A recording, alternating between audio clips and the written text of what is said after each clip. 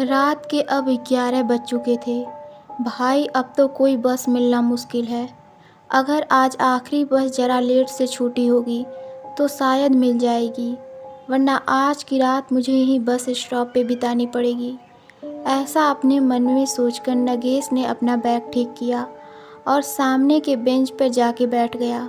लेकिन नगेश को कहाँ पता था कि आज वो मौत का सफ़र करने वाला था। नगेश एक बड़ा ही होनहार लड़का है। उसने अपने जॉब के बल पर गांव में ज़मीन लिया और उस पे घर बनवाया। घर वाले हमेशा से उसके पीछे पड़े रहते कि शादी कर लो, लेकिन वो कहता कि जब तक मेरी पसंद की लड़की नहीं मिलेगी तब तक मैं शादी नहीं करूँगा। उसका कहना भी सही था। उसके दोस्तों की शादियाँ टूट चुकी थी या फिर उनमें झगड़े चल रहे थे, इसलिए वो चाहता था कि कोई ऐसी लड़की मिले जो उसको समझे। नगेश ने अपनी घड़ी घुमाकर टाइम देखा तो रात के 11:30 बज चुके थे। अब उसने बस आने की आस खो दी, लेकिन तभी सामने से हॉर्न मारते हुए एक बस आई। शुक्र है बस आई तो, नगेश ने अपने आप से कहा।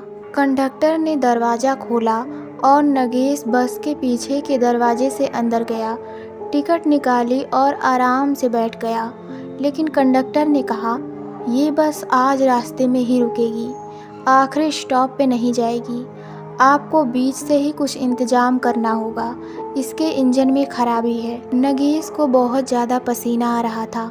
रात बढ़ रही थी, लेकिन परेशानी ख़त्म होने का नाम नहीं ले रही थी। नगेश ने अपने मन में सोचा, अब जो होगा वो देखा जाएगा। नगेश खिड़की से बाहर देखने लगा। ठंडी हवा अंदर आ रही थी, काफ़ी अच्छा लग रहा था। उसने सामने बस में देखा तो ड्राइवर के पीछे कोई बैठा था। उसने खड़े होकर देखा तो वो एक औरत थी। इतनी रात को एक औरत नगेश ने पहले कभी नहीं देखा था। उसने सोचा कि ड्राइवर या कंडक्टर का कोई रिश्तेदार होगा। अब नगेश को खुद नहीं पता था कि बस आगे जाकर कहाँ छोड़ने वाली थी। अब 12 बज चुके थे। बस एक जगह जाकर रुक गई। ड्राइवर बोला, अब यहाँ से बस आगे नहीं जाएगी, तुम उतरकर अपना जाने का जुगाड़ कर लो। नगेश का घर आने को अभी कम से कम 10 मील का फासला था और रास्ते से घना जंगल। पैदल जाना खतरे से खाली नहीं था। नगेश नीचे उतरा और रास्ते पे एक जगह जाके रुक गया। उसके पीछे वो औरत भी उतरी। नगेश ने उसको जैसे ही देखा, वो तो बस उसको देखते ही रह गया। उसको देखकर नगेश अपने घर जाने की परेशानी भूल गया। वो तो उसको देखता ही रह गया। उसको भी कुछ ऐसी ही खूबसूरत लड़की की तलाश थी। सामने जाकर नगेश ने उससे बात करना चालू किया। आप इतनी रात को कहाँ जा रही हैं? ये बस वाले भी ना ऐसे ही बीच रास्ते में उतार दिया। उस लड़की ने एक बार नगेश को देखा। उसकी आंखें बहुत ही खूबसूरत थी। नगेश उसकी आंखों में खो गया। कुछ बोल पाता तभी उस लड़की ने कहा, मेरा घर यहाँ से पास में है, पैदल जा सकते हैं, अगर आप चाहो तो मेरे घर चल सकते हो। नगेश ने सोचा, एकदम से कोई उसको घर चलने के लिए कह रहा है। वो जरा संभल गया। उसने कहा, नहीं मैं यहीं रुकता हूँ, कोई मिल जाएगा तो मैं अपने घर तक चला जाऊँगा, बेवजह आपको तकलीफ़ होगी। वो लड़की बोली, अरे घबराओ मत, मैं और मेरी माँ रहते हैं घर में, अगर चलना हो तो चलो मेरे साथ। इतना विश्वास नगेश के लिए काफ़ी था। वो उसके पीछे चल पड़ा। घना जंगल और कच्चा रास्ता। नगेश ने चप्पल पहनी थी। उसको जल्दी चलना मुश्किल हो रहा था। काफ़ी दूर जाने के बाद अब नगेश के पैर गीली मिट्टी में फंसने लगे थे। रास्ते में दोनों ने बिल्कुल भी बात नहीं की। अचानक नगेश की चप्पल कीचड़ में अटक गई। वो निकालने के लिए अपने मोबाइल का टॉर्च चालू करके नीचे झुका और चप्पल को हाथ में लेकर खड़ा हुआ। सामने भयंकर अंधेरा था, कुछ भी दिख नहीं रहा था। पीछे वो रास्ता जहाँ वो बस छोड़कर आया था, और ना ही वो लड़की जिसके पीछे वो यहाँ तक आया था।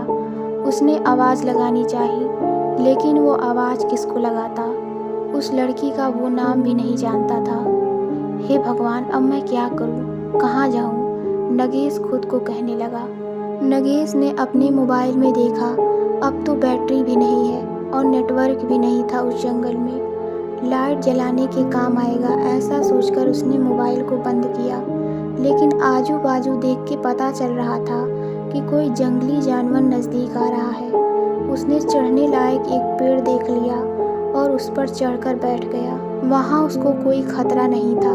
अपनी बैग लेकर वो एक टहनी पर बैठ गया।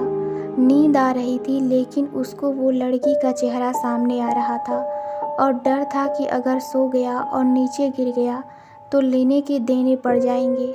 इसलिए आंखें फाड़ के उल्लू की तरह जाग रहा था। नीचे खूंखार जंगली सूअर घूम रहे थे। अच्छा हुआ वो ऊपर था, वरना क्या होता पता नहीं। थोड़ी देर बाद चिड़ियों की आवाज़ से समझ गया कि अब सुबह होने वाली है। अब उसका डर थोड़ा कम हुआ। थोड़ा उजाला आते ही उसने उस लड़की का घर तलाश करना शुरू किया। काफ़ी दूर जाने के बाद एक घर दिखा, जरा पुराना सा था। नगेश ने देखा कि अब सामने जंगल थोड़ा कम है और थोड़ा सामने जाकर देखा तो बहुत दूर कुछ और भी घर दिख रहे थे। शायद कोई गांव था। वो वापस उसी घर की तरफ आया। बाहर से आवाज़ लगाई, कोई जवाब नहीं आया। उसने खिड़की से झांक कर देखा, दीवार पर कुछ फ़ोटो थे। उसमें वो लड़की थी जो कल रात को मिली थी। उसने कहा था उसकी माँ भी यहाँ रहती है, लेकिन वो तो कहीं दिखी नहीं। नगेश उस लड़की को भुला नहीं पा रहा था। वो उसी घर के बाहर उसका इंतज़ार करते रुक गया। तभी कुछ भेड़ बकरियां लेके एक आदमी आया। नगेश ने उसको देखते ही उसके पास आते ही सवाल किया, अरे भाई, तुम वो सामने वाले गांव से हो क्या? जंगल में सुनसान जगह पर एक आदमी देखकर वो बकरी वाला चौंक गया। उसने कहा, साहब आप कौन हो और यहाँ कैसे? रास्ता भूल गए हो क्या? नगेश ने कहा, हाँ भाई, कल रात को यहाँ तक आ गया हाईवे से। यहाँ एक लड़की रहती है, मुझे उसके बारे में जानना था। क्या तुम जानते हो? कहा, यहाँ इस घर में? मैंने तो कभी नहीं देखा। मैं यहाँ आते रहता हूँ, बकरी वाले ने बोला। नगेश को लगा शायद ये जानता नहीं इसलिए बोल रहा है। उसके जाने के बाद नगेश ने वहीं रुककर उस लड़की का इंतज़ार करना बेहतर समझा।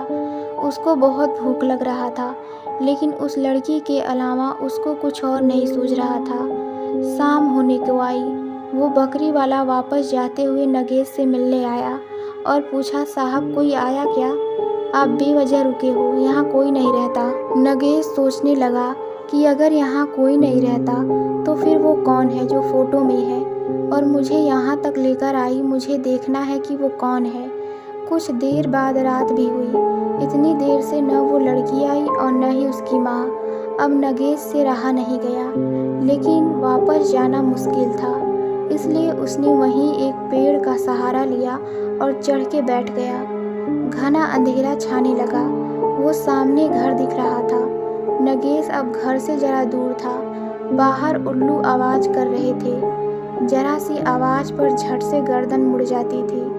खुद की सांस और धड़कन भी नगेश को महसूस होने लगी थी। तभी अचानक सामने से सफ़ेद कपड़ों में एक लड़की आती हुई दिखी। उसको देखकर नगेश को बड़ा अच्छा लगा। चलो, जिस बात के लिए वो कल से यहाँ बैठा है उससे मिलना तो हो जाएगा। वो अब उतरने की कोशिश कर रहा था। तभी उसकी नज़र उसके साथ चल रहे एक और परछाई की तरफ गई। वो एक आदमी था, उसके पीछे पीछे चल रहा था। अब नगेश वहीं रुक गया और ऊपर से सब देखने लगा। वो लड़की ने घर का दरवाज़ा खोला और अंदर गई। उसके बाद वो आदमी जैसे ही अंदर गया, उस आदमी की चीखें गूंजने लगी। वो तड़फ रहा था, चिल्ला रहा था, बचाओ बचाओ, मुझे छोड़ दो, मुझे माफ़ कर दो, मैंने तुम्हारा क्या बिगाड़ा है। नगेश इधर डर से कांप रहा था। नीचे उतरना अब वो भूल गया। कुछ देर बाद उस आदमी की चीखें बंद हो गई। सब शांत हो गया। वो आदमी शायद मर चुका था, ऐसा नगेश को लगा। वो वहीं पेड़ पर बैठा था। नगेश सुबह का इंतज़ार करने लगा। जैसे ही सुबह हुई वो पेड़ से उतरा। दरवाजे के बाहर तक खून बह रहा था। अंदर जाकर देखने की हिम्मत नहीं थी। वो जहाँ रास्ता मिला उधर भागते चला गया। उसने अंदर वो लड़की है या नहीं ये भी नहीं देखा। भागते हुए वो जैसे तैसे अपने घर तक पहुँचा।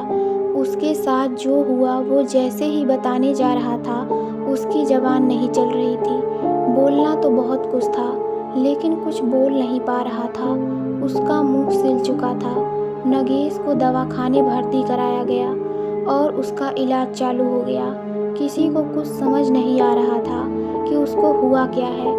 डॉक्टर ने उसको पागल करार देकर पागलों की ट्रीटमेंट चालू कर दी। इधर जंगल में वो बकरी वाला आज शाम को फिर से उस घर की तरफ आया, ये तसल्ली करने की वो कल वाला आदमी आज भी है या नहीं। बाहर खून बह रहा था और अंदर झांक कर देखा तो वो भयंकर नज़ारा देखकर उसको भागना तक नसीब नहीं हुआ। वो लड़की अंदर ही थी। वो आदमखोर बन चुकी थी। खून ही खून था। वो मरे हुए उस आदमी का मांस खा रही थी। बकरी वाले के मुंह से चीख निकली, लेकिन वो आखिरी बार थी। उसको देखते ही वो लड़की शैतान बन गई। उसके सफ़ेद कपड़े अब भयंकर लाल हो चुके थे। खून से लथपथ वो बकरी वाले की तरफ लपकी। उसने उस बकरी वाले को अंदर खींच लिया और उसको भी मौत के घाट उतार दिया। अब काफ़ी रात हो चुकी थी। जंगल सुनसान और खूंखार बन चुका था। उस खूबसूरत लड़की के अंदर शैतानी आत्मा का राज तो सिर्फ नगेश जानता था, लेकिन अब वो पागल हो चुका था। वो लड़की अपने सफ़ेद लिबास में घर से बाहर निकली और अपने शिकार की तलाश में हाईवे की तरफ चली गई। तो दोस्तों, आपको ये कहानी कैसी लगी हमें कमेंट में ज़रूर बताइए। तो मिलते हैं अगली कहानी में। धन्यवाद।